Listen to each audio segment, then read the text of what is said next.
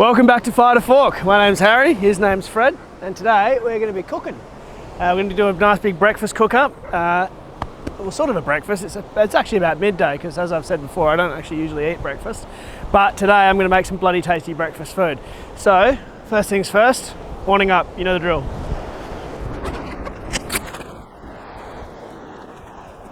Bush Company 270 XT is the model, link in the description below. Just because I get asked all the time about it. Next step, light a fire.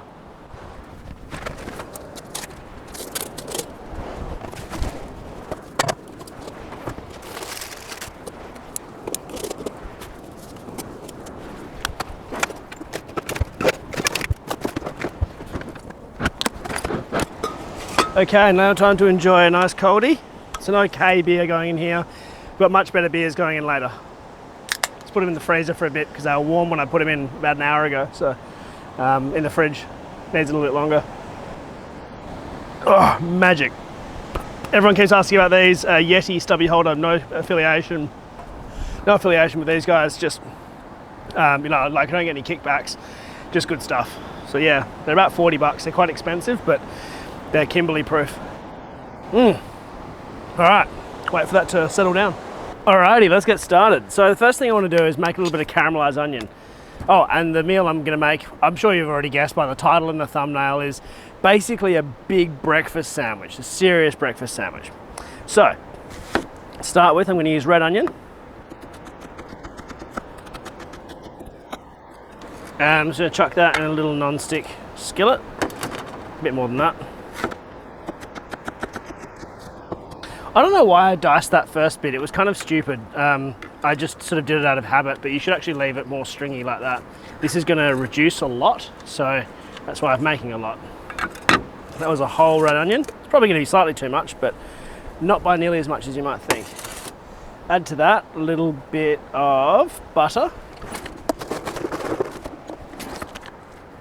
And a little bit of balsamic vinegar. Actually, I'm also going to add a little bit of sugar. I want to make this quite a sweet balsamic sort of caramelized onion, almost like a chutney or like a chili jam sort of thing. And I'll chuck that in the fire. That is going to take probably 20 minutes. So I'll start doing some other stuff, but no real rush. All right, those caramelized onions are coming along nicely. I think my beers might be cold enough in the freezer. Oh, that one's nice and cold, yeah. Colonial IPA is probably my favorite beer in the world. So why don't we try and get him to sponsor me? That'd be amazing. Free beer for Harry. So what I want everyone to do is jump on Instagram when you're watching this. Tag me in it, tag CBC Co or CBC or whatever they're called, Colonial Brewing Company on Instagram, and use the hashtag fire to free beer.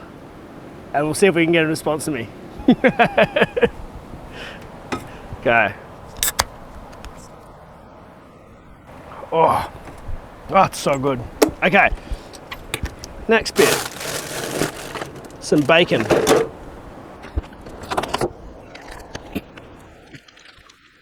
So I'm using some good quality streaky bacon. Hey, back off, Fred.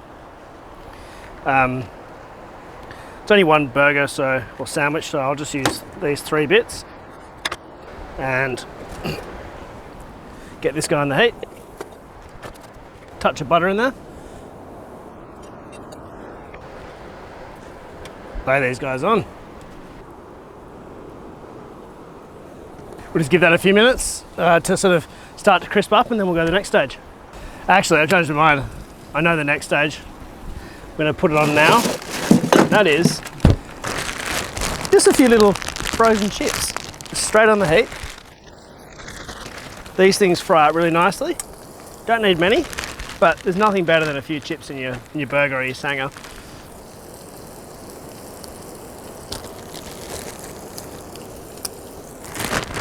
Beautiful.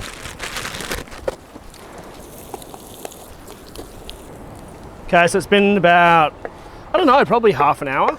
And that caramelized onion's looking good. Look, you could do it more, but that's sort of good enough for this burger and this application. That leaves this free for something else. The next stage is a little bit unusual. It's something that I've mentioned before, but I haven't actually shown properly. And that is, I've got my steak here in the freezer, and I've deliberately bought a cheap, what they call a sandwich steak or a minute steak or whatever you want to call it. But it's a very cheap, small, thin cut of steak. It is not where I'd usually buy my meat, but I don't think my butcher even sells little steaks like this. I know I should just get a big one and cut it up, but to be honest, I was in a bit of a rush, and yeah, it's no excuse. I should have gone to the butcher. Anyway, I just want to show you how to do it. So those are in my freezer, so they're nearly frozen. You can see that that's got quite a lot of rigidity to it. The reason for that is because that's so thin, I don't want it to burn. So I've kept it cold so that the inside doesn't overcook while the outside can still get some sort of a char in it. So this needs a little bit of salt, bit of pepper, well in there, chuck some in there, caramelised onion, let's all leave that up. So rub down from the board and then straight on the heat, hottest part of the fire. You can see that I've got that right in the middle on the hottest part. And those are looking quite good. They're getting there.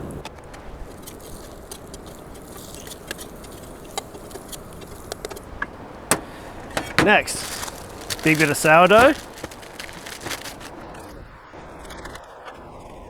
This is definitely not the right knife to be doing this with. I haven't sharpened it in ages, and it's not serrated. Whack those in there. A little bit of butter. And we'll chuck them on the heat as well. Oh, that steak's looking good.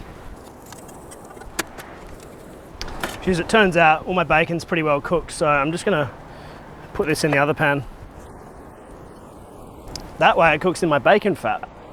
I get asked heaps of questions about cleaning, and what my main tip is do it as you go, because as soon as stuff cools down and dries on, it just becomes a heap harder to clean. So I like to just, you know, rinse the bulk of everything off. And look, yeah, sure, I might have to do a final quick wipe down with some good detergent and things like that on certain things.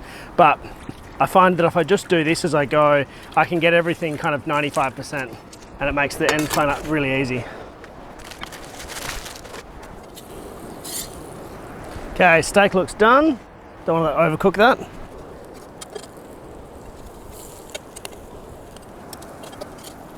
Okay, so that's all looking good. Toast is starting to brown up. Chips are nearly done. So final stages. An egg. Simple. Crack that straight on there. Next, some cheese. I like to melt this before. So I got shit about using this stuff, Monterey Jack slices. I can't get a block of Monterey Jack. So the ingredients of this are basically Monterey Jack. It's milk and salt and starter and culture. There's no corn flour or anything like it. I like that on it. So it's not like that weird grated cheese, which, you know, we all use, and there's nothing really wrong with it. It just doesn't melt as well. Oh crap, I'm making a meal of this. I'm not concentrating. Monterey Jack's quite a good melting cheese, much better than say cheddar, and it is a good quality cheese. So I'm just going to throw that on top of my chips.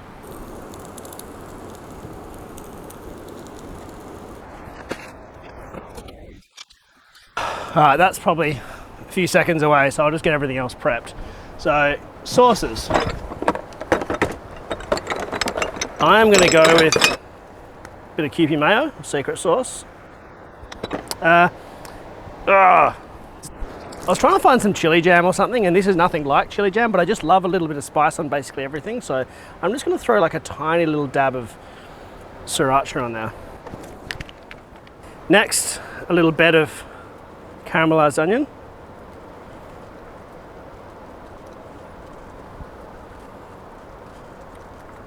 Then our steak, tiny little steak.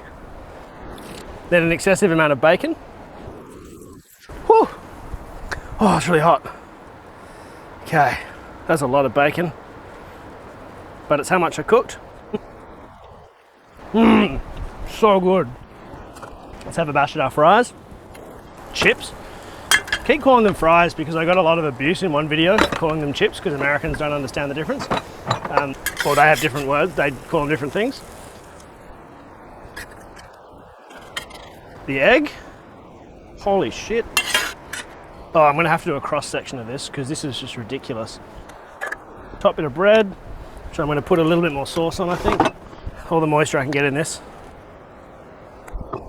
And just to keep everyone happy, bit of green stuff. Makes it healthy. Okay, we're moving for a close-up, I think, on this one.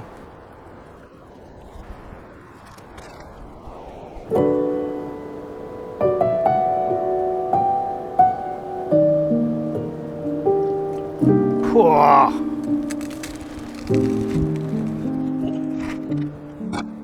Oh man, look at that. Okay, I can't friggin' wait to eat this thing. Oh my God. This might be the best thing I've ever eaten or made. This is ridiculous. Oh. Holy shit. Wow.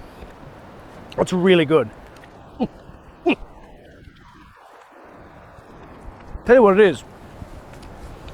It's a caramelized onion and it's the chips. The chips are, I didn't think of them necessarily like I've had chips with heaps of burgers, but in this case they work so well. That was totally unintentional that it'd be that good, but oh my lordy. And the Sriracha, if you like chili, just put Sriracha in it. It's so good. I thought it would be too salty with Sriracha, but it's not at all. Oh man. Whew. All right, I'm gonna smash the rest of this like now, but as usual, if you want to support the channel, links to everything I've used in the description below. If you want to follow me in other places, follow me on Instagram, follow me on Facebook. I'm very active on Instagram, not very active on Facebook, sorry. And see you in the next one. See you next week. Cheers.